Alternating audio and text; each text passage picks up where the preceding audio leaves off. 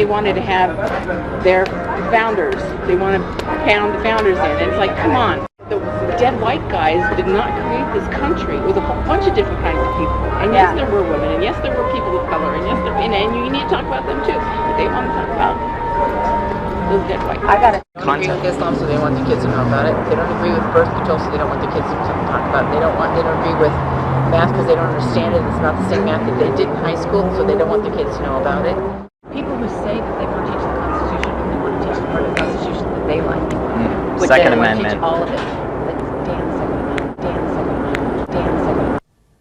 Damn the Second Amendment. Ladies and gentlemen, you're not going to want to miss this. James O'Keefe, president of Project Veritas, investigative journalist and author of Breakthrough, joins us.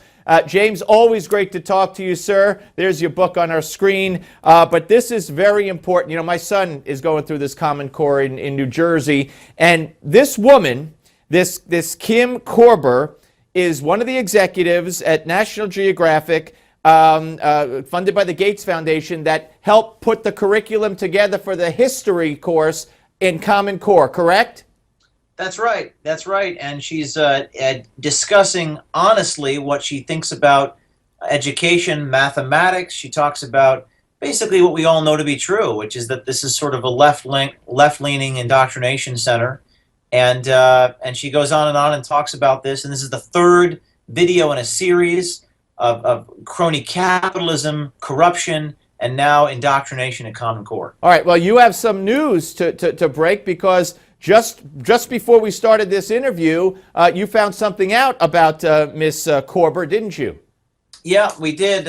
We just independently corroborated about an hour ago that Kim Korber has lost her job with National Geographic after this video came out, and the video caused her to lose her job. We have two sources confirming that to us, and we're breaking that on your show. This is the third executive within the Common Core apparatus to get fired because of our videos. The first one resigned from Houghton Mifflin. Diane Barrow was her name. She said that she hates kids and it's all about the money. The second executive, Patisse was her name, at Houghton Mifflin, said that, quote, it's never about the kids, and she was just slapping labels on books to sell more product. And now we have an official who used to work for Pearson, which is the billion-dollar company, now with National Geographic, saying that, yeah, dead white guys, and we need to teach chlamydia and prostitution to children. She has been fired.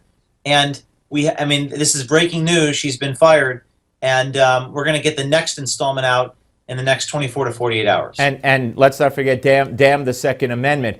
Let me ask you this, because parents out there want to know. I'm a parent. How do these people get put in charge of this, of a state-run, core curriculum in the first place? How do they get put in charge?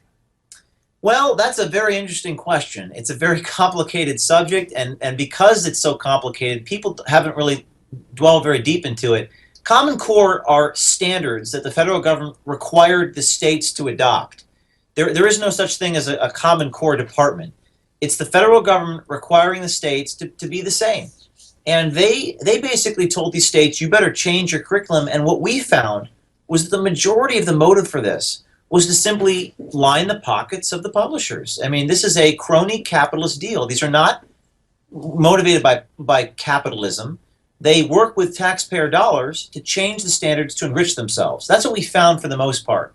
And then you have people like Corker who write the curriculum, and people in Washington who write this, like Coleman, for example, and they're motivated by ideology. So the cronyism and the ideology go hand in hand here. And I think for the first time, we actually see it personified. We actually can hear and see with our own eyes what these people actually think about taking away power from families and giving it to the state. It is frightening. Give us your website where people can find that and see all your videos.